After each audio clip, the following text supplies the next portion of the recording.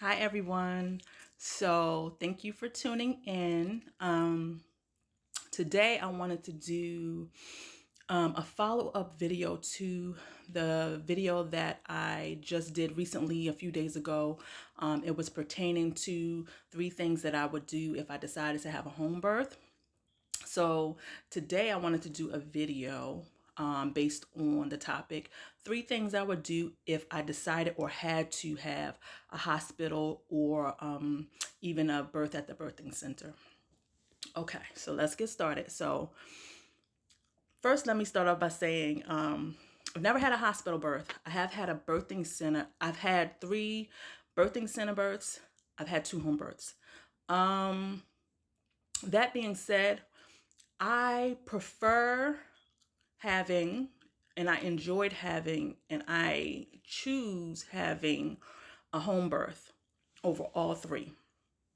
If for any reason I had to have a hospital birth, most definitely a hospital birth, it would definitely not be my choice, but I do not want to completely X that out of the realm of possibilities because things happen. And though we plan and we have what we desire and want, sometimes things don't, we don't always get what we want. We don't always get our way, right?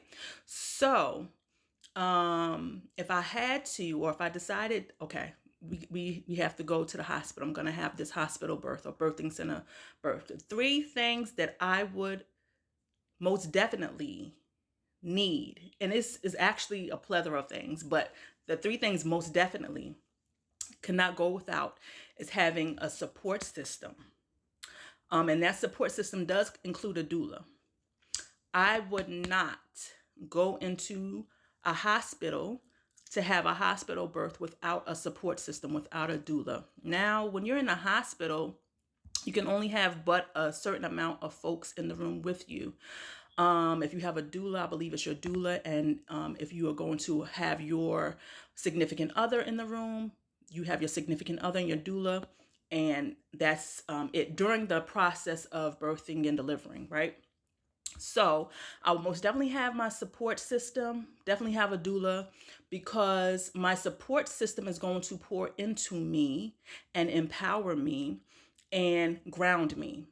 My doula is going to do that as well, but my doula um, will advocate for me, and my doula will know um, more of the ins and outs through experience, of what to expect at the hospital, what's a yay and what's not a yay, and all that kind of stuff. So I definitely have to have that support system because when you are giving birth, something that happens to a woman, a mother, when she is giving birth, as the stages go on and she gets further and further into bringing forth life, her mind goes somewhere else to bring forth life, to bring that baby into this realm. Okay, so she is aware, but she is not fully present or fully focused or fully in a space to contend with what's going on when you enter into the hospital and birthing centers. When you enter into the hospital and birthing center, you are now in someone else's domain, right? And so their rules, they have certain rules that they have to uphold, right? Now, some of those rules I think that they have to uphold are maybe not so much law, but their rules. And I say that because that means that there may be ways around some of their rules, some of the things they say. And having your support team there, having your doula there can help you to navigate certain things that you do or don't want to take place. And it's best that the mom does not have to focus on not only bringing forth life, but then navigating all the stuff that's going on, all the, within the hospital and birthing center setting. So I most definitely would have to have a great support system and definitely have a doula. Okay, that's number one.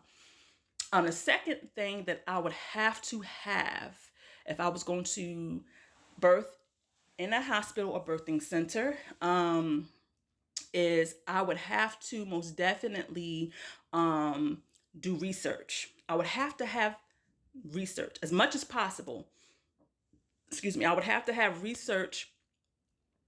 So me, along with my support team, along with my doula, we would do research on that hospital or birthing center, on their rules and regulations, things of that nature. So we're proactive. So we're not getting in there and then we become reactionary when things start to unfold that, that we could have prevented if we had known and prepared for. So I would definitely have to do research. And then the third thing that I would have to have is a birthing plan.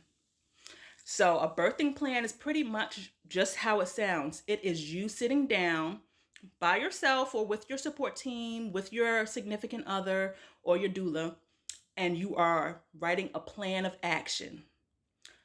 What's going to happen, from the time that I suspect I'm in labor and I have to be transported to the hospital or birthing center.